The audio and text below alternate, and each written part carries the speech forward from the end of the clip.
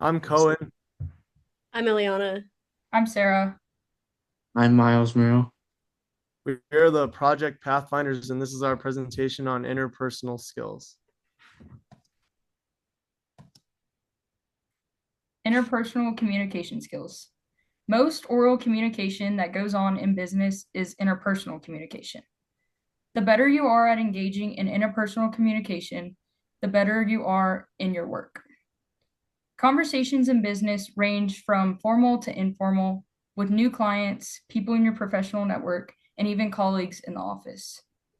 When starting a conversation, it is important to know when to be informal or when you need to be more formal. The key to any conversation, whether it be informal or formal, is timing. If you're needing to have a conversation, the best time is when your audience is likely to be most receptive. This will get you better results and leave the audience with a better impression of you.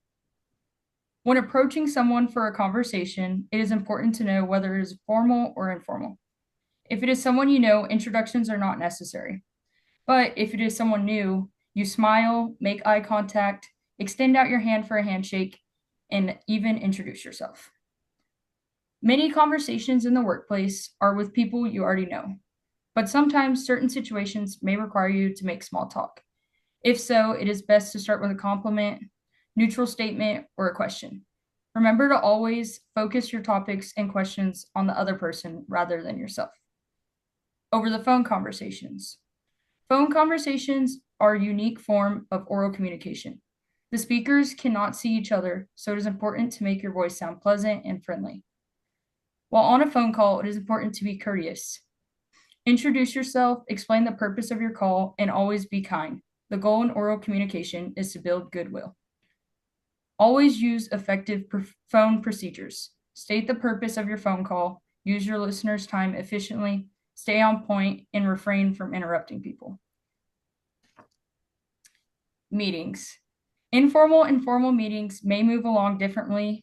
Informal meetings, it is fine to just know the plan, while in informal meetings, it is important to follow an agenda.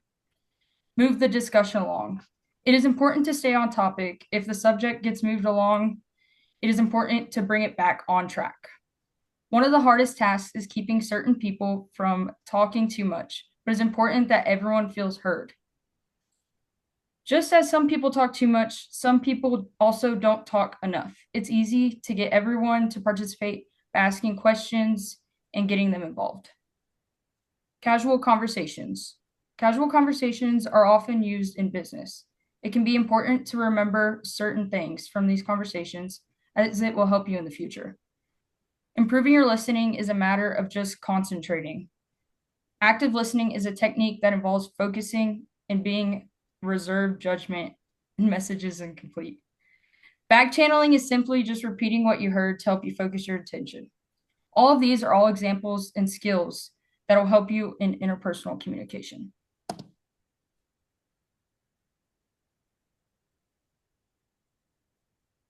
Nonverbal communication.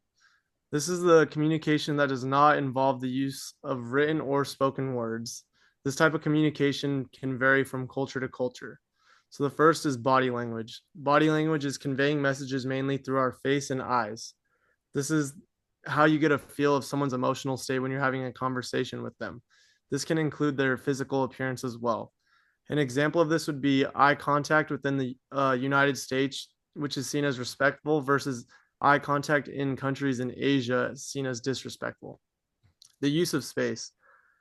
It's about having awareness of your physical relation to someone else from a distance and angle standpoint.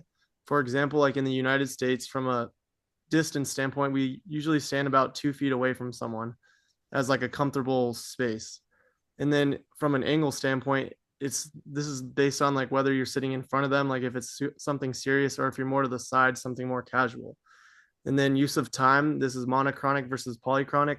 Monochronic would be having a specific schedule, as if a meeting starting at 9 is going to start at 9, whether or while polychronic could be saying a meeting might start at 9 and it might start at 9:30. The United States is monochronic and countries in Latin America are polychronic.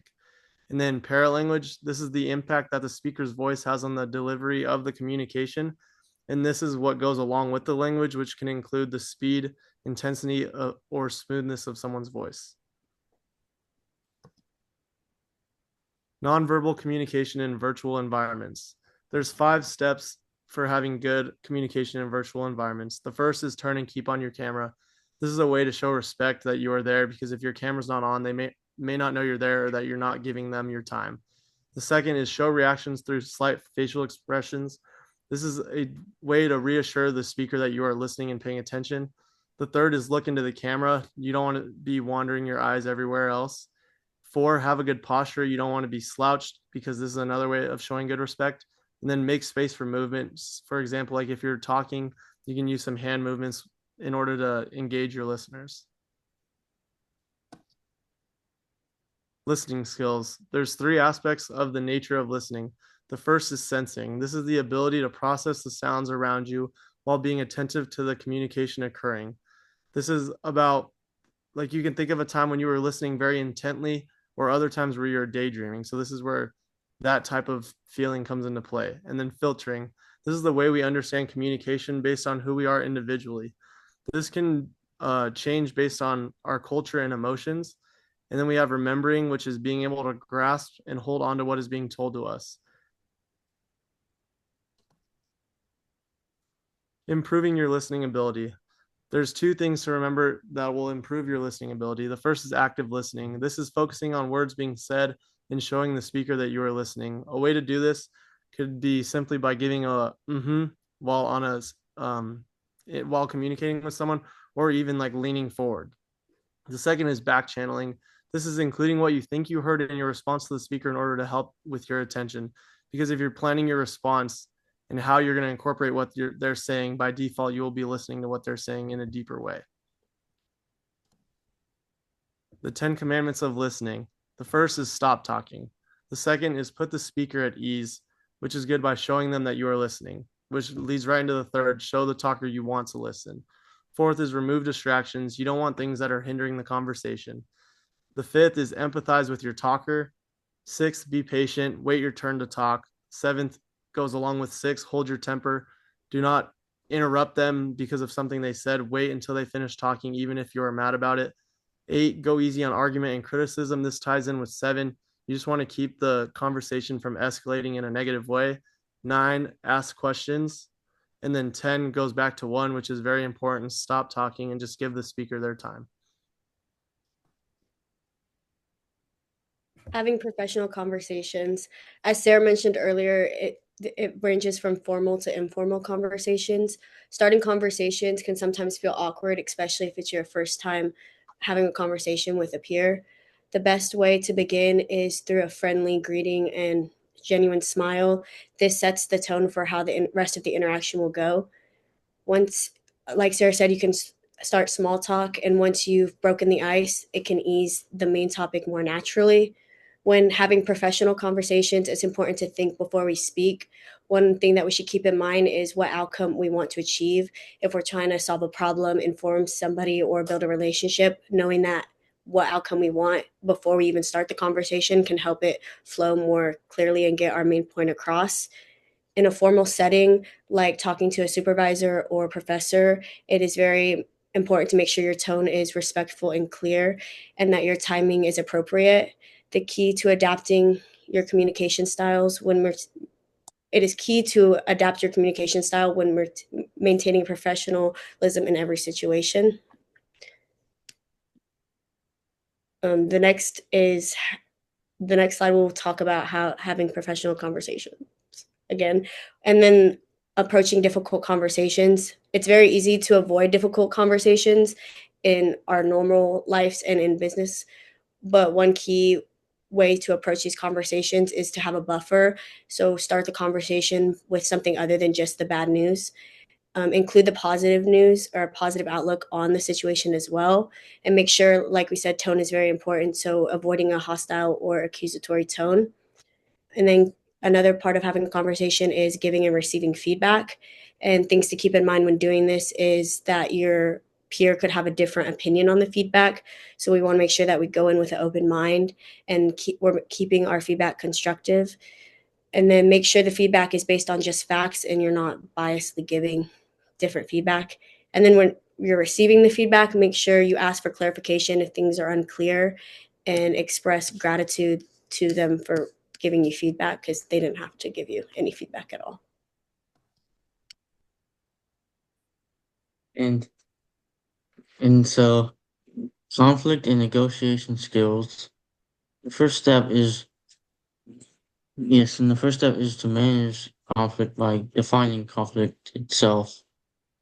And and and and, and a quote I really liked was I guess conflict is defined as the interaction of interdependent people who perceive oppositional goals and values and who see the other party as potentially interfering with the realization of these goals. And that is, yes, I think it makes it kind of defines it more clearly what a conflict is, because I think a conflict can be a uh, very broad variety. And moving on to this, the next slide is you have to there's five skills there's five strategies involved in managing conflict. The first could be the first would be a conflict avoidance strategy, which involves ignoring or withdrawing from the conflict. It's useful in minor issues to let things like cool down, but you don't want to do it for like a big issue because that can cause it to get worse. People can get bitter. And the second one would be accommodative strategy, which involves one party gives into it yes, one party gives into to maintain the harmony in order to to allow the other person to have the win, just so I guess just so the relationship is stays intact, which can be useful. And then there is the collaboration strategy, which means which involves both parties working together to find a win-win situation, which is which is which feels like the best scenario because you can both sides win, so it's a win-win, as it says. But it can take more time to construct these outcomes. And then we have the compromising strategy, which is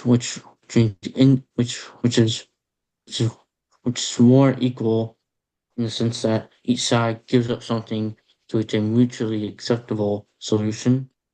Often, it can be often more practical, but it may not satisfy everyone. And then we have the competitive strategy, which involves one side pursues its own interests at the expense of the others. It can be effective in urgent situations, but probably will harm the relationship. Now moving on to the negotiating process. When you are negotiating, there are key elements of effective negotiation. First one is preparation. Identify your goals, priorities, and possible outcomes before your negotiation begins. Try and be prepared. And then when you're in when then when you are negotiating, you will want to clarify and clearly state the issues and make sure you understand the other party's position. And then you can begin bargaining with the other person, explore possible solutions through a give and take discussion to try and get to the closure and commitment to finalize the agreement and ensure all parties understand and commit to it. And in summary, I would say conflict is a natural part of life. You're never not going to you're never not going to be in conflict. So you need to find good ways to manage it effectively by choosing the appropriate strategies for the appropriate situations. And yes, the end. Thank you for y'all's time.